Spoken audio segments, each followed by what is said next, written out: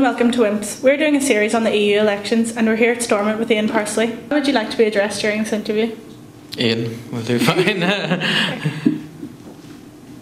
If you were elected, how would you represent the feelings of young people in the European Parliament? I think that Europe itself, if it is presented more positively, will attract younger people. When I was chair of Alliance Youth, that's essentially how we basically restarted the youth wing of the party, was by making the point that we were a European liberal youth organisation, and by participating, for example, in getting sustainable politics more central to liberal policy right across the continent. We were able to do that just from a very low base here, but by participating through the processes of European Liberal Youth, which is the youth wing of one of the major groups in the European Parliament. What do you offer that the other MEP candidates don't? I offer, first and foremost, clarity. Whatever way they do it, all of the other candidates ultimately are founded upon the politics of fear, usually the politics of fear of, open inverted commas, the other side, close inverted commas. Fear that if we don't vote one way, we're down the road to one constitutional settlement or another, or that one community's interests must be badly served if another community's interests are well served. This is ultimately nonsense. At European level, Northern Ireland needs a single, strong voice. So the idea that we should be competing along sectarian or any other lines for that matter is not something I subscribe to.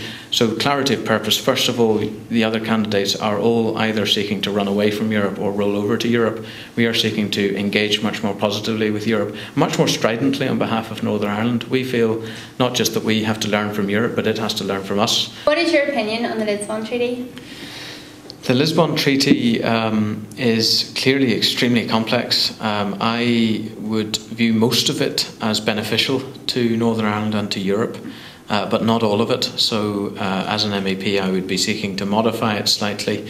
To be specific about what I like, I do like that it resolves some of the aspects of bureaucracy of the European institutions, and it does have the potential to bring them rather closer to people.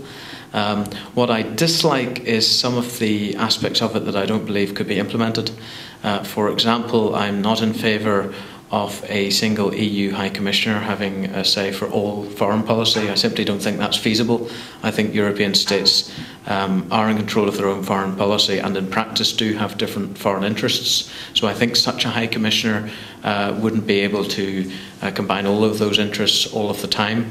You mentioned bureaucracy and the lack of connection with people in the EU. If you were elected, how would you sufficiently manage your time between Northern Ireland and Strasbourg to ensure the people in your constituency felt that they were connected with you?